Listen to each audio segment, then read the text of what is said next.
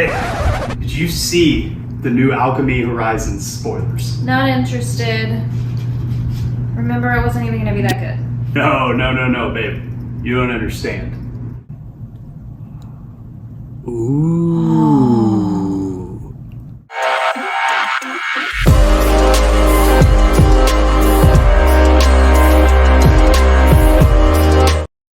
The names. Striker, Light Herder. Lady Celestria. Together we are Celestial Strike. Y'all, it has been crazy, and not only with the Baldur's Gate stuff, Double Masters is coming out, lots of fun reprints with that, and that's all fun and well. However, there is a big thing coming to MTG Arena, and usually I'd say all of the episodes so far have been about paper, right? Just paper. The reason why I'm so excited about this Alchemy Horizons thingy is because there's a lot of paper that's actually coming to Arena. Whenever I first heard it, you remember our reaction. We were like... So, Wizards also unveiled the Battle for Baldur's Gate will be bringing with it a companion set for MTG Arena's Alchemy format. Alchemy Horizons Baldur's Gate is the first set of its kind, apparently bringing significantly more cards than previous Alchemy expansions such as Alchemy Kamikawa. Because we're not big fans of the whole alchemy thing. We're historic Brawl players. Yeah. And that's what this episode is still going to be pertaining to. Yes. Historic Brawl. Yeah. But, no, Baldur's Gate, I mean, they're making some tweaks, making some changes. Yeah. But there's still some of the cards have stayed the same. Yes, and that's what this episode is going to be about. I'm pretty sure here later on we'll do like a best of, worst of, specialized commanders and whatnot, or like the alchemy commanders for historic Brawl and whatnot, and see if any of that is a thing. But speaking of, how I want to set this up is we want to talk about the new mechanics real quick. So the things that are coming out that are new, this is all digital only, so everything that we're talking about does not exist in paper. So the first things first, let's talk about some of these new mechanics. The first one is called Double Team. Double Team. So it reads, when a creature attacks with Double Team, or a creature with Double Team attacks, if it is not a token, you may conjure, which means just make a copy of that card, put it in your hand, a duplicate of the original into your hand, and then both cards lose Double Team.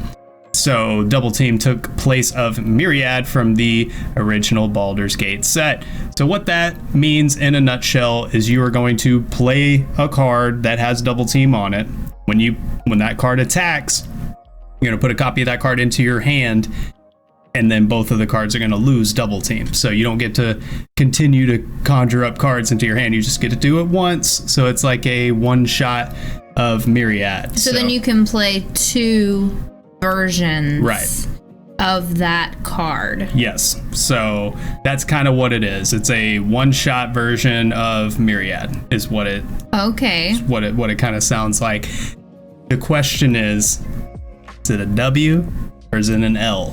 What do you think? I guess it really depends on the card that has the Double Team. I mean, if it's a really powerful card, it might be enough to just have two of them. I don't know. I mean, but it just depends on what on the card, and it also kind of depends on the other elements in your deck and the other things that are going on in your deck, on whether or not I don't particularly see that single mechanic being something that you can build an entire deck around. I could be wrong, but I don't personally see that. No. But it could be, a nice little bit of extra flavor. Yeah, I think it's a W overall, but it depends on what it is. Like if the card is really good and you can get two of them, that's great. I don't know what that looks like before these cards come out, because these cards come out next week about this time on the dot, so we'll just have to wait and see. But I think overall the mechanic is a W. So yeah, I think that's fair to say. Yeah. Okay, the other mechanic that's new coming out is Specialize. So Specialize, let's just go ahead and read it straight from MTG Wiki. Specialize is here's how Specialize works. You may pay the Specialize cost, in quotes, an entirely generic mana cost. So it'll say like Specialize 2 or Specialize 4, something like that. And discard a card of your choice to specialize the creature into one of 5 options, one of each color. So the available options are determined by the colors and or basic land types of the discarded card. For example, if you have a green commander and you discard a black card and pay the specialist cost, your commander is going to get black added to the color identity, and whatever version of that card would ensue. Does that make sense? So for instance, there's a few select cards that have this particular mechanic. Wilson is one of them. Yeah, Wilson, for example, like, I won't get super far into the Specialized thing because I think that's probably a whole nother episode that we could probably go on for days. But Wilson being in Arena reads as this. It starts off as a Reach, Trample, Ward 2, so very similar. The only difference is that it can be countered. In paper, it cannot be countered. But like, as you'll see here, if you discard a blue card, it's going to turn into a 3/3 Reach, Trample with Ward 2, and it can't be blocked. And then you can exile it from your Wilson from your graveyard. Target creature you control perpetually gains. This creature can't be blocked. Activate only as a sorcery. So any of the exile from graveyard thing, that sounds like a standard realm to me, not historic Brawl, so I'm gonna kind of skip through those. The white one is gonna give it lifelink, right? Like it's gonna add lifelink and give it a 3/4. If you discard a black, it's gonna give it menace added to the rest of it. You discard a red, it's gonna get double strike, and if you discard a green, it's just gonna pump it and get it to a 5/5, right? So hopefully that makes sense. With that being said, Lady C, is that a W or an L? I think it's kind of neat. I think it's a neat option. That way you can take since I think it's a way to make up for the fact that we don't have that background, so that you can't give. They made all of these creatures in paper, all of these commanders that had background, which is such a cool mechanic, and it can add, it goes from being a monocolored deck to you get to add in another color. Right. So I think that they're kind of trying to make up for that, because they are, most of these cards are, somewhat mono. They're mono, right? Aren't all of them? Yeah, all of them are They're all mono. So since you don't have the option of the background, it kind of makes up for that and lets you, do a multicolored deck with that. So I do think that's cool, and I think that you can kind of it just makes it a little bit more customizable, and I think it makes it a little bit more fun when it comes to building the deck. Yeah, I would agree with most of that, if not all of it. The thing is I think it's a W style mechanic. When I first saw it, very critical. I was like, this is dumb, doesn't belong in Arena, it's gonna ruin historic Brawl. I was like, this is horrible, right? It looks stupid. And then once I started kind of getting the weeds a little bit, more things came out about it, I was able to form kind of a better opinion in general. But I think it's a W mechanic. I think it's an L execution, because you can still put this mechanic in the digital realm. Why can't you add backgrounds though? You know what I mean? So why can't you have both? Yeah. That's what doesn't make sense to me. Why can't you have both? Why is Specialize better in 1v1? Because I know that's why they rebalance things, is they're like thinking in a 1v1 realm instead of multiplayer. Why wouldn't background be advantageous or balanced in 1v1? Well, I guess maybe because the mechanics that were in the background were specific to the commander. Yeah, but you can just say, like, instead of no player if no player has more life, if your opponent doesn't have more life. You just change that one wording right there on a background and boom, you put it in there and it's a 1v1 card. It's that easy. I mean, really, it's that easy. I mean, some of them, honestly, though, some of those backgrounds when you're playing 1v1 could make it a little bit too overpowering. Oh, but yet we'll get into some cards that are crazy powerful in any aspect. So that's the part that when they say things like rebalancing and whatever, leveling the playing field, they can miss me with that because last I checked, Kennen is still legal. Winota is still legal. People play Brawl all the time.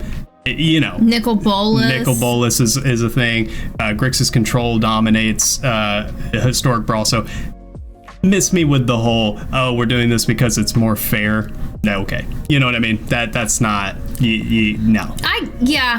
I mean, I guess. That ain't for me. So my final answer would be W mechanic, L execution, because backgrounds should 100% be in Historic Brawl or just in Arena. I think I agree with you. I would definitely take background over. Yeah, it's a no-brainer, especially since they weakened a lot lot of the cards that are really awesome in Baldur's Gate. My Lulu. Yeah, Lulu. They ruined my Lulu. Yeah, all of them, and it's just kind of disappointing. So that's why I have a little bit of animosity towards that specific one, but I do think it's a really cool idea. Just wish that they would have left my paper commanders alone and just made it its own little thing. Yeah. Know? And if you want to have specialized versions of those commanders or whatever too, that's fine, I guess, but I don't know. Or just add that as an option, whatever. Moving on, y'all, now that we've gotten past the mechanics and whatnot, I think the best part about this set, I was not a fan of it, obviously, at first. We were both very skeptical of how it would land because it was an Alchemy one. So we thought all digital only cards, no actual paper cards that we like. And boy, was I wrong. We are going to get a few of Adventure Forgotten Realms reprints that were in paper that weren't in Arena before. So we're going to get some things in here that are really awesome, and a couple of commanders, just regular cards, like some reprints from Adventure of the Forgotten Realms, which is the first D&D set that they did last year. They're putting it into this one. That was a really good set. Yeah, so very excited about that. So let's hop into a couple of these reprints that we like. First one, Prosper Tomebound. Oh, it's a good one. Yes, we have this one in paper. It was a precon, and how it basically works, it is a 1/4 death touch creature, and it actually costs 2 and black and red, so Rakdos commander, but you get a Tiefling Warlock for a 1/4 death touch, and here is the kicker. At the beginning of your end step, exile the top card of your library until the end of your next turn. You may play that card. Whenever you play a card from exile, create a treasure token. So what's fun about Prosper, and you will see deck tech videos come out on this channel now that we'll have it in Arena. It's really, really awesome. What you'll see with Prosper, you exile a lot of stuff.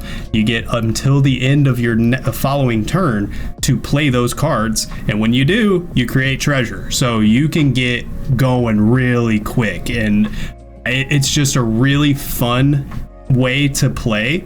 And the fact that it's a 1/4 death touch blocker as well, it's really cool. And as you see, he just looks awesome. He's got a little spell book that he's doing his thing with, but I'm really excited about Prosper. Lady C, I know that you're pretty fond of Prosper yourself. I enjoy that deck. I really do. And to be honest, kind of like we were, or as we were saying earlier, Forgotten Realms was, I feel like, kind of slept on. Yeah. I feel like that was a really, really good set. And I'll be honest, I was guilty of it because I don't know, I just wasn't as into it. Right. But then we ordered the precons and we were like, oh my God, they've got these amazing, all these cards. So it was one of those things where I don't know why I didn't get as excited about it as I should have, but it's so good. Yep, I agree wholeheartedly.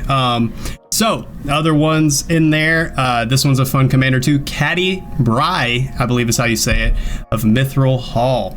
It's a super cheap commander. It's green and white for a 2/2 human archer. That's first strike reach.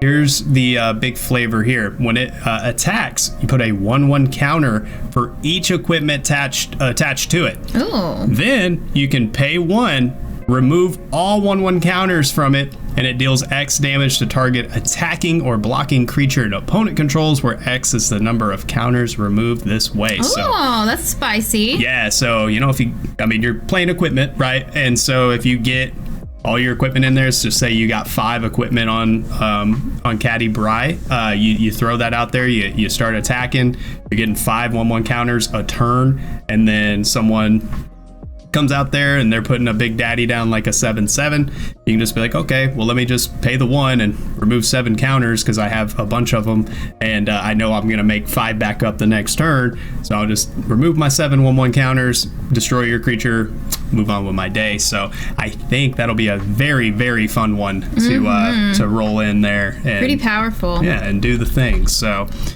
another one, Lady C, you want to take this one? Older Raven Guard Marshal. So this one's pretty cheap too. It costs 1, a red and a white for a 3/3 human noble soldier. So when it enters the battlefield, another target non-token creature you control gains double team. Until end of turn. Whenever Older Raven Guard attacks, conjure a duplicate of another target non-token attacking creature in your hand. Yeah. So what I like about this one, and obviously this is an Alchemy version of this reprint, so it got changed up a little bit, but what's really cool is being able to get, you kind of build around that double team mechanic like we were talking about. And so you get the double team going. When it attacks, you're bringing in a duplicate of another creature in your hand. You know? I mean, and this is red-white, so I'm sitting here thinking, Crinkle? Yeah, you could do some Crinkle. Well, is Crinkle legendary though?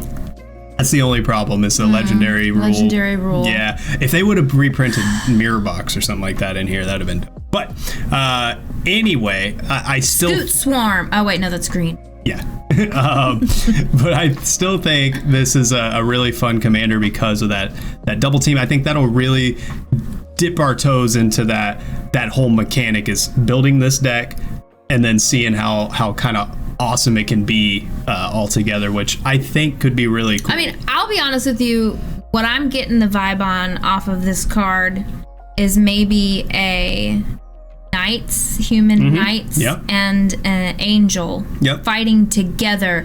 Noble cause. I like it. Yeah, and there's some really powerful angels that you could double up on in the air. It'd be really cool. Maybe throw some dragons in there since it's red. Maybe some dragons. Some cool flying creatures. Yes, that's the thing, is I think you see a lot of flyers. The new golden dragon. It's a white. We'll get into that.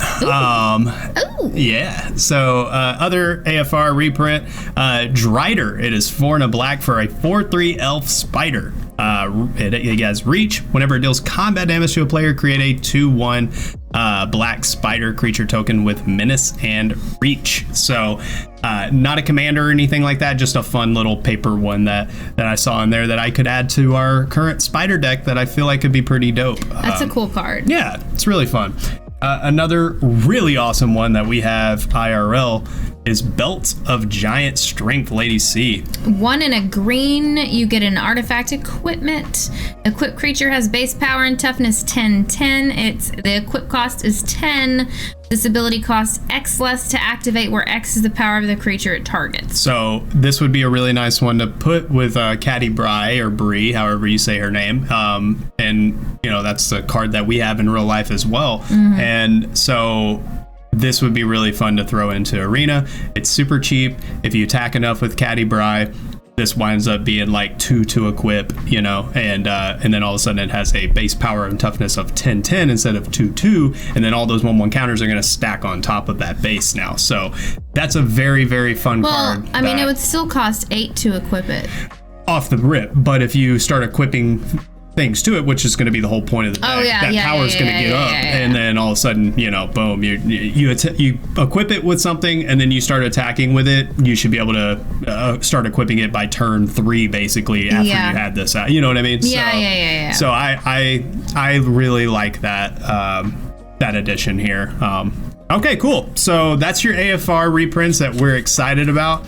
Here's where it really gets spicy, y'all. So we have all of these ancient dragons and all the other dragons and all the things. Let's talk about Baldur's Gate paper cards, and that means that they haven't really been touched at all or very slightly by the alchemy thing. So they haven't been changed up or anything like that. It's strictly just like how it is in paper. It's like that in Arena. So those are the ones that we're really excited about. There's a lot of them, so let's try to get through them as quick as we can. But Lady C, here's the deal. All the ancient dragons are in Arena, and they are the exact same that they are in paper. And we're here for it. I'm pumped. We're here for it. Start us off. Ancient Brass Dragon, 5 and 2 black for a 7/6 flyer. When it deals combat damage, roll a d20. When you do, put a number of target creatures with a total mana value X or less from cards on the battlefield under your control. From the graveyard to your battlefield under your control, where X is the result. Yup, so really nice just addition to any black reanimation deck or just kind of black in general. I mean, it's really nice to be able to just pull things from all graveyards. This is a late game play because it's a 7-drop. So you're talking about later in the game, there might be some things from the graveyard. Let's just say you roll a nat 20 right away. Yeah, you're pulling a lot of things from graveyards, so pretty awesome to see. Next one's your Ancient Bronze Dragon. So this is the green version. So 5 and 2 green for a 7/7 flying Elder Dragon. Whenever it deals combat damage to a player, roll a d20. When you do, put X/1/1 counters on each of up to 2 target creatures where X is the result. Ooh. So yeah, that can get out of hand mighty quickly.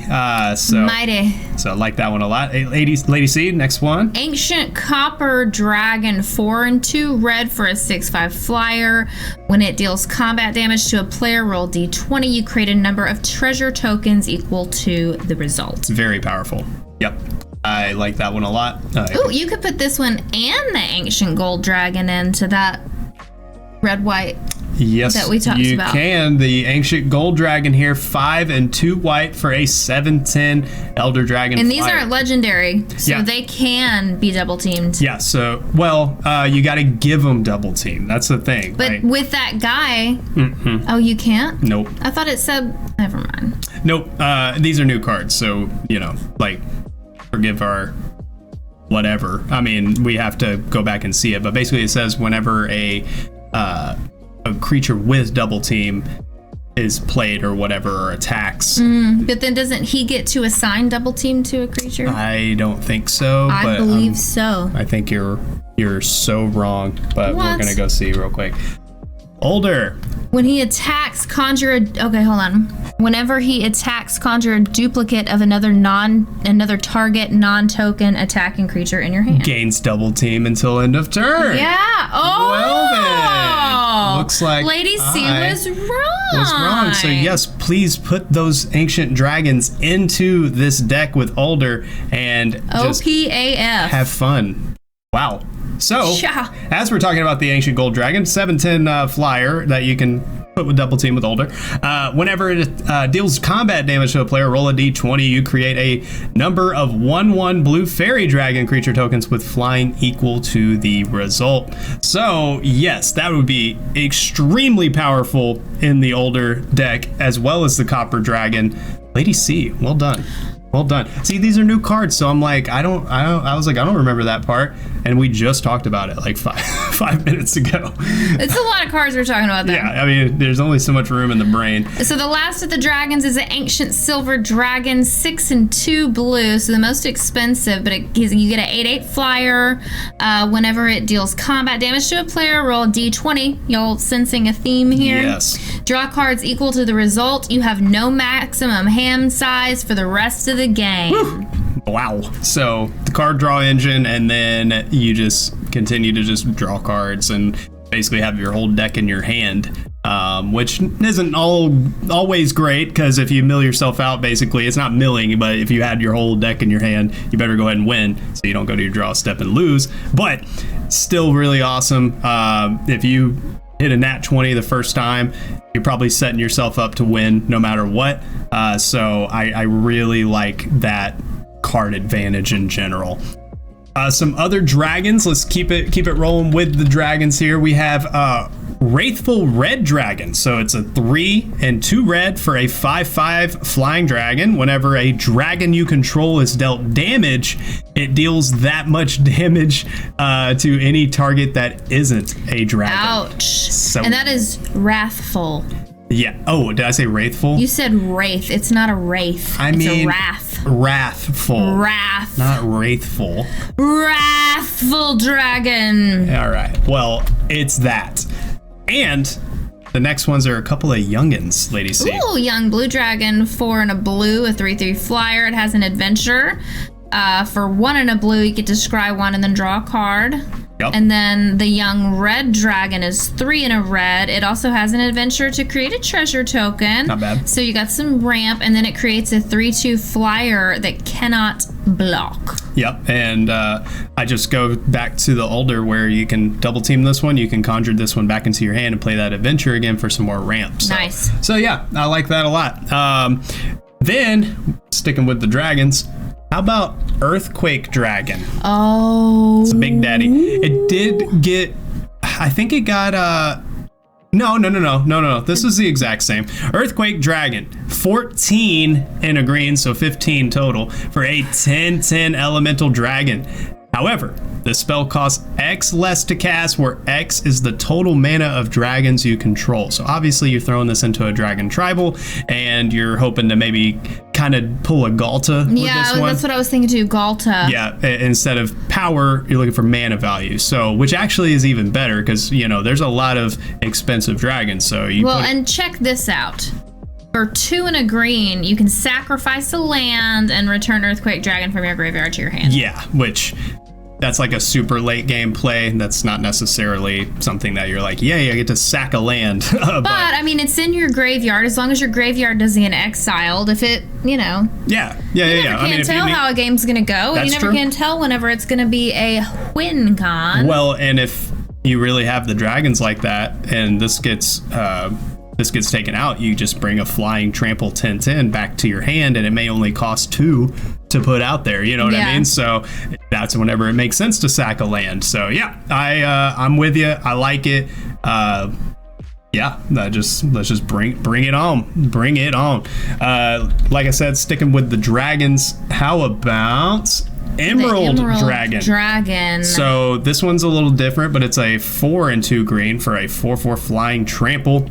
Dissonant Wave is the adventure, so for 2 and a green, you can counter target activated or triggered ability from a non-creature source. So that is really weird, because that is a mono green card with a counter trigger. Yeah. So it's super interesting. Very interesting, and I'm here for it. I mean, I like it, so... Give a little bit of control for your green, which is something that they don't typically do. It's very atypical. Yeah. Lady C. Corlessa Scale Singer, a 1 green, 1 blue. You get a 1/4 Dragon Bard. You may look at the top card of your library at any time. You may cast dragon spells from the top of your library. Really nice. Really nice. I like this one in paper, and this is no different putting it in here. Next one that I had popped in was Scaled Nurturer, so a little dragon ramp here. So it's a 1 and a green for a 0/2 dragon druid. You're gonna tap it, add green. When you spend this mana to cast a dragon creature spell, you gain 2 life. So once again, green kind of getting out of its element. You're tapping things to gain life and cast spells at the same time, which is pretty awesome. Pretty awesome. Lady C. Draconic Muralist. For 3 and a green, you get a 4/3 Dragon Bard. Whenever it dies, you may search your library for a dragon card, reveal it, put it into your hand, and then shuffle. Yep. I love that, because you basically get to Dragon Tutor just by having a 4/3 die. So you're clearly going to be attacking with it, you know what I mean? And have it be its own little thing.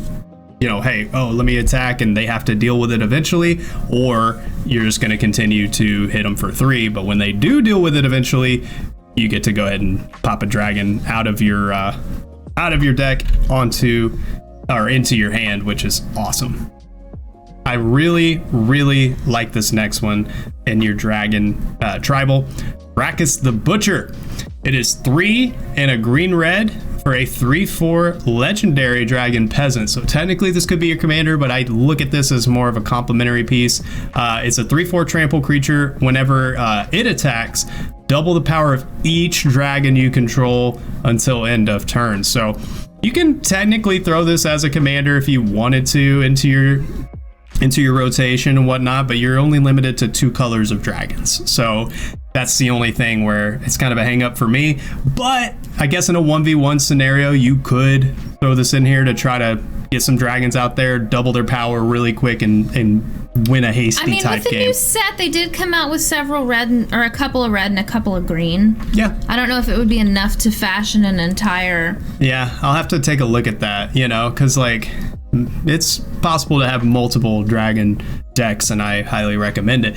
So I'll probably at least experiment with that as a commander, just to see if you can win a hasty, stompy type game, Ambitious Dragonborn is your next one. It is a 3 and a green, 4 total for a Dragon Barbarian. It's a 0/0 to start, but it enters the battlefield with X 1/1 counters on it, where X is the greatest power among creatures you control and creature cards in your graveyard. So, for example, if you had a 2 on the battlefield and a 6 power in your graveyard, it would enter with 6. So it's the highest total of those 2.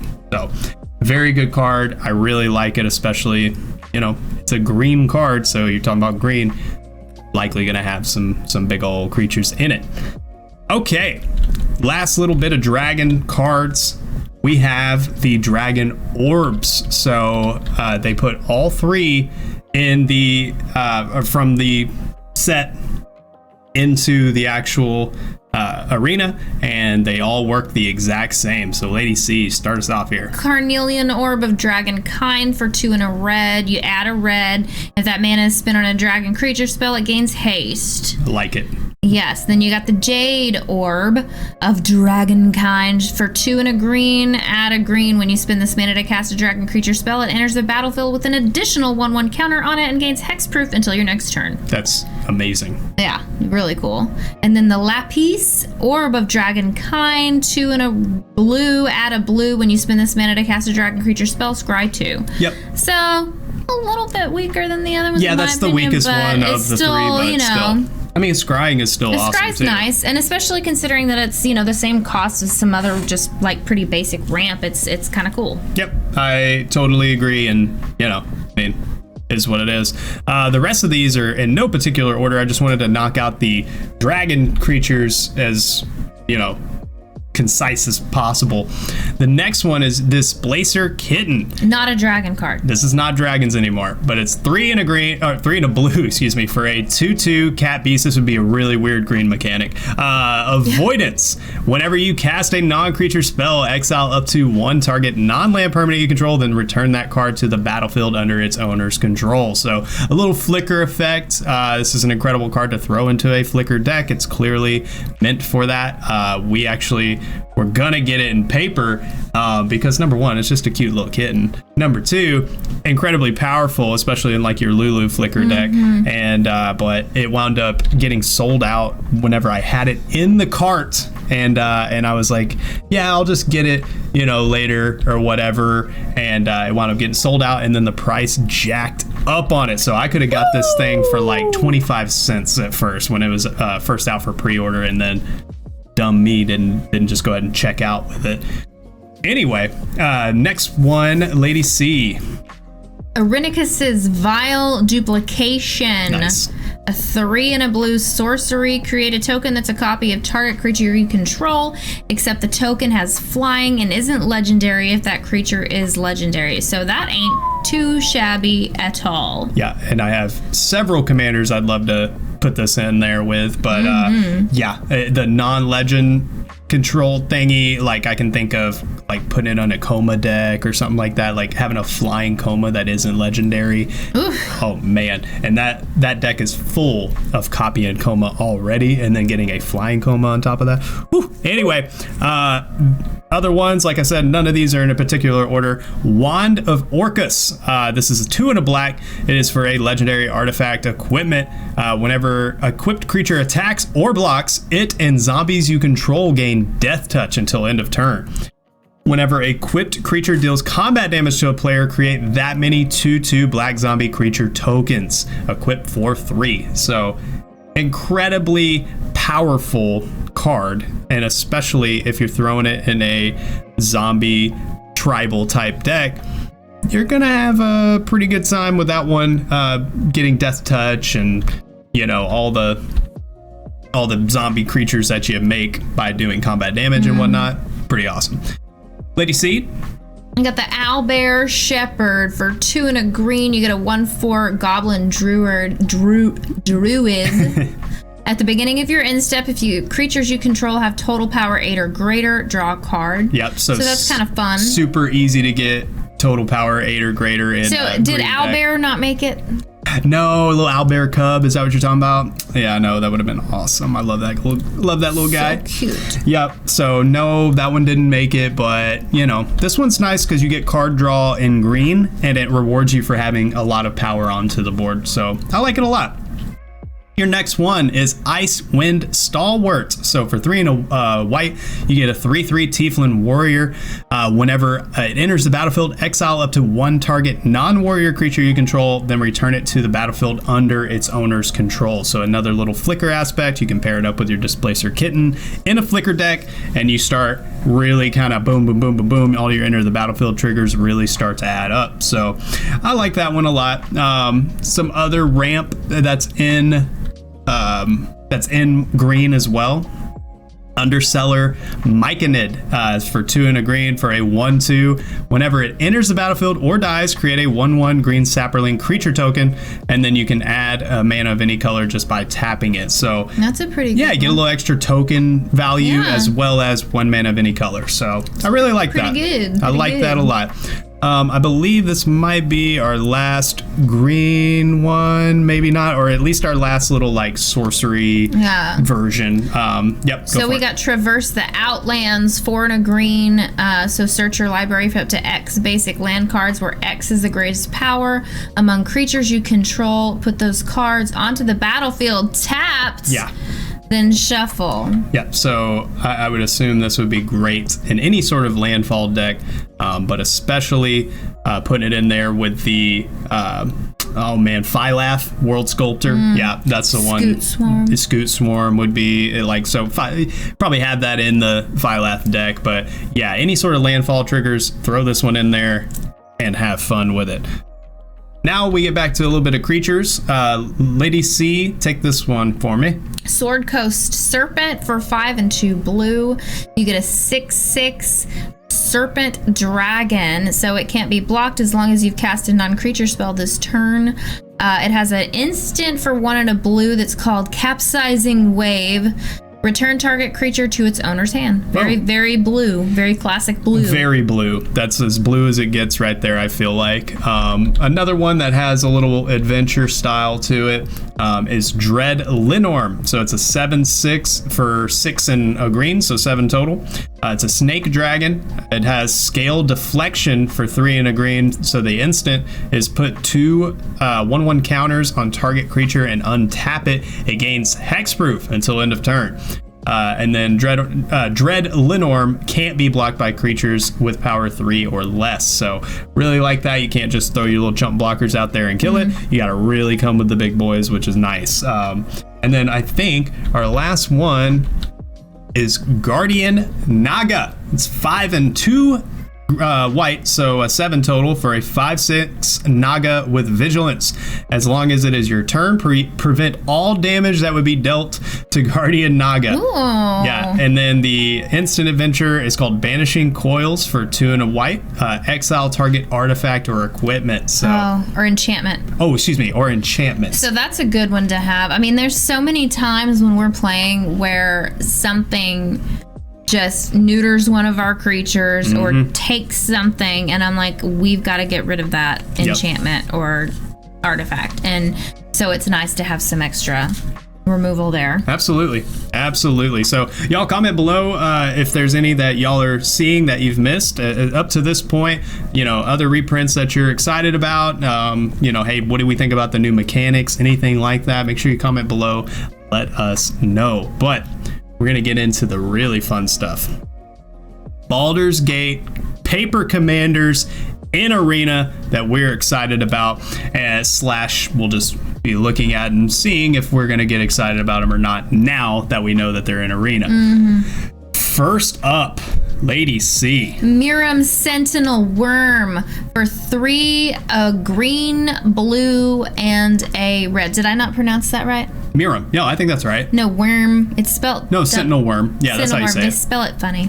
Yeah. Anyways, you get a 6/6 flyer with Ward 2. Whenever another non-token dragon enters the battlefield under your control, create a token that's a copy of it, except that token isn't legendary if that dragon is legendary. Ridiculous. So that's crazy, and it's really not that expensive if you're talking about a dragon deck. Whenever we look at our, thinking about the dragons that we typically make the commanders for our dragon decks, they're usually really expensive. Yeah. So that's not that bad. 6-drop is reasonable, Especially considering that every single dragon that will come out after that will get a token. Yeah, it's crazy powerful. This is one of those to where if you don't deal with it, it's over. So yeah, that's just is what it is. And with having the blue and red aspects to it, you can have some protection that you can try to, make sure that Miram either gets on the board or stays on the board. And once it's out there, y'all, it's out there. Go to town. Woo! And you could put that one copy card, Vernicus or whatever, vile replication or duplication, where it copies another legendary creature, but it's not legendary if it's legendary, you know what I'm saying? Mm-hmm. So you could get 2 Mirams out there, and then you're quadding up on your stuff. Oh my. Pretty nice. Anyway, the next one is Nalia de Arnis. I believe that's how you say it. But it is 1 for 1 white and black for a 3/3 human rogue. You may look at the top card of your library at any time. Really, always love that. When you cast a cleric, rogue, warrior, and wizard spell from the top. Oh, you may cast those from the top of your library. Apologies. And then at the beginning of combat on your turn, if you have a full party, means you have 4 of those types of creatures, a cleric, rogue, warrior, or a wizard, put a 1/1 counter on each creature you control, and those creatures gain death touch until end of turn. Ooh. Very fun. I've never really liked the party aspect since it's come out. And I'm like, okay, I get why they put it in there because it lines up with D&D, but I was like, it's kind of weak, right? And now I think that's where it really pops off, is having a party-centric commander like that's pumping things and giving them death touch. I think that's how it's done. Lady C. Mazzy, True's World Paladin for 1, a red, a green, and a white. You get a 3/4 legendary halfling knight. He looks just like Willow in that picture. Yeah. He really does. Okay, whenever an enchanted creature attacks one of your opponents, it gets +2/+0 and gains trample until end of turn. Whenever an aura you control is put into your graveyard from the battlefield, exile it until the end of your next turn. You may cast that card. Crazy. So I started immediately thinking about Light Paws and Halvar and all that stuff, throwing it into this deck, because whenever those creatures die, and when an aura is attached to something, for those that don't know, it goes away, it goes into your graveyard. So that's not like an equipment where it just falls back onto the battlefield and then you can re-equip it. It's gone forever. But with Mazzy or Maisie, you actually get to exile it, and then you can replay it until the end of your next turn. So you get a second chance to get that aura right back out. And pretty awesome. And I think we're going to have a lot of fun with that one as well, because I really love auras. And, Anyway, ooh, I know you're excited about this one. Oh yeah, this is an excellent 1v1 historic brawl, like CDH type card. I think this is exactly the sweating it out thing. I think this is a lot better in paper because you have more access to more cards, but this is still going to be really fun in paper. Nira Wild Mage. It is a 4 and a blue and red, so 6 total for a 2/7 human elf shaman. Whenever you cast a spell, you may put it on the bottom of its owner's library. If you do, reveal cards from the top of your library until you reveal a non-land card.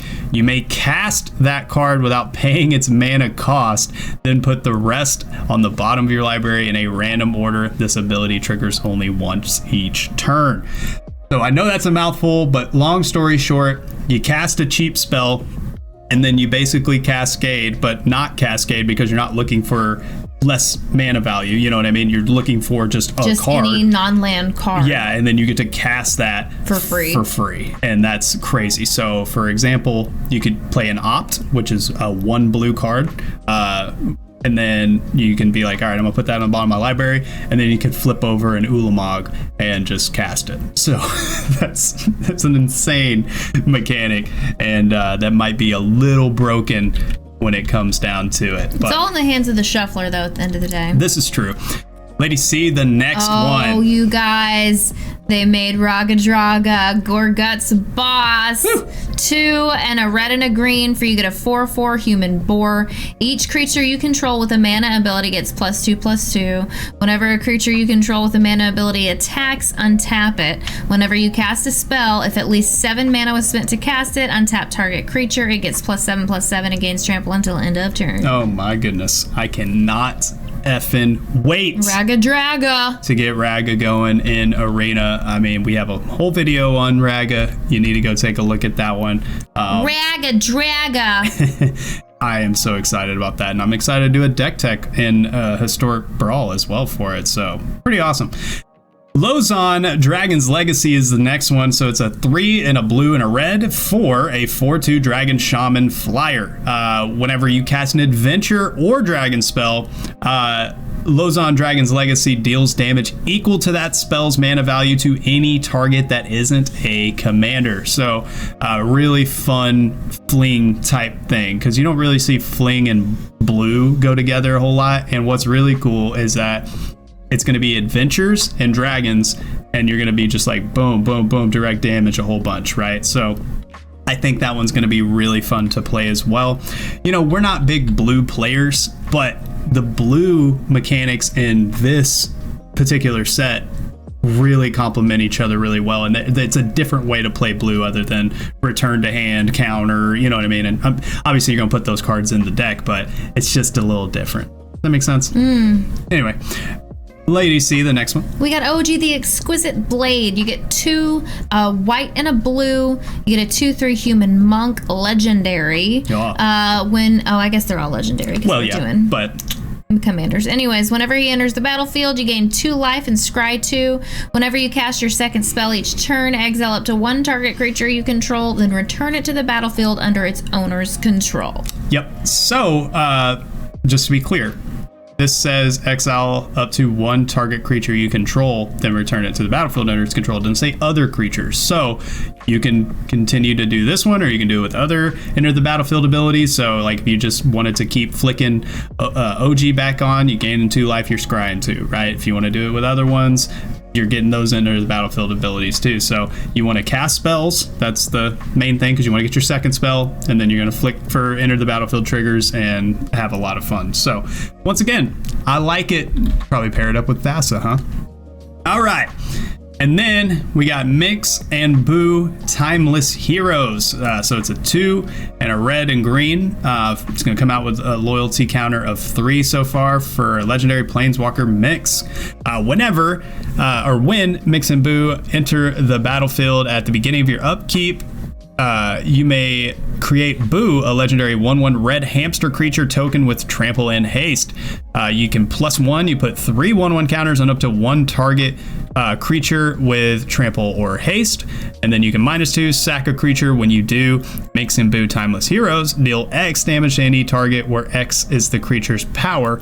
The sacrificed creature was a hamster, draw X cards, and they can be your commander. So once again, a mouthful, but long story short, you're flinging this towards people's face, so you want to pump your Boo up, likely. Pump your Boo up. And then fling it at someone's face or any target, and then you're going to draw cards with it. So could be okay. I'm not a huge fan of it, but I know a lot of people will like it, and I will likely be playing against it a lot. So just wanted to, take a peek at that and just let everybody know that it's coming. I'm usually not a big fan of Planeswalker commanders anyway, but it is what it is. Nicol Bolas. That's yeah. Well, not being played against us. Right. Well, if we're playing it, even still that we don't do it very well. It's very rare. I just don't. It just makes me feel dirty. Anyway, Lady C, our last one. Our very last one is Tasha, Unholy Archmage. So for 2, a blue and a black, you get a 4 loyalty countered Planeswalker. You can +1 it until your next turn. Whenever a creature attacks you or Tasha, Unholy Archmage, put a -1/1 counter on that creature. You can -2. Target opponent puts a creature card of their choice from their graveyard onto the battlefield under your control. That creature gains Ward 2. So yeah, the opponent puts the creature. Yeah. Interesting.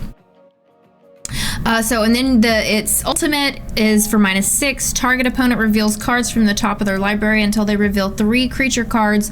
Put those cards onto the battlefield under your control. That player puts the rest into their graveyard. Ouch. Yeah. Speaking of Nicol Bolas, that one kind of has a very Bolasian right. It has quality. It has the steel stuff and play it. And yeah.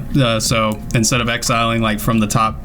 It's a pretty intense ultimate, in my opinion. Yes, and it's an affordable Planeswalker, so I don't hate it as much as others because it's a 4-drop and, kind of like Mix and Boo. Like, I'm not like over the top fans of these, but I can see.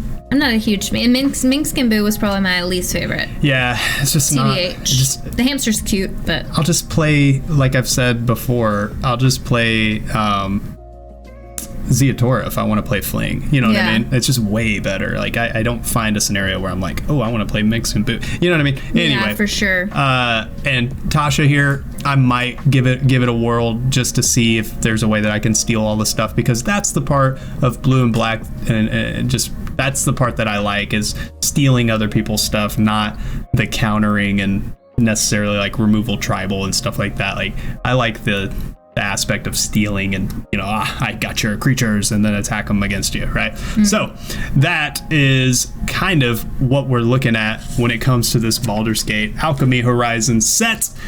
Y'all, please comment below, let us know any ones that we missed, ones that you're excited about in particular, ones that you're not excited about. Let us know about those new mechanics and what you think. Yeah, what do you feel? We got to know how you feel about Double Team and Specialize and whatnot, and we'll likely do a whole episode about Specialized commanders and maybe rank them up or something like that. But y'all, we do other things besides the YouTube, Lady C. Indeed, we do. We stream every Sunday and Wednesday at 6 on Twitch. We stream MTG Arena. Occasionally we'll do some untapped EDH. Yeah.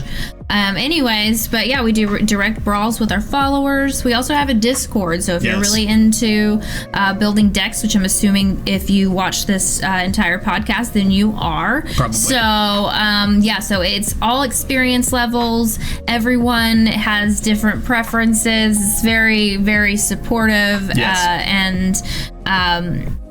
And like we just like to help each other and teach each other and learn and grow together, so it's super cool. So join the Discord, link is below. Yep. If you like our podcast, please by all means like and subscribe. Subscribe is free. Helps us out so much, so we appreciate the support. Yes, all the support that y'all have given us so far is amazing, and it's so much, and it's kind of overwhelming, and so we really appreciate y'all continuing to support. And if you haven't already, yes, please hit that subscribe button, ring the bell so you don't miss videos and whatnot, and hit that like button, comment below. It helps us out a lot. But until next time, though, we'll hop back into our realm. I am Striker Lightherder. I am Lady Celestria. Together we are Celestial Strike. We will see y'all next time. Take it sleazy. Peace.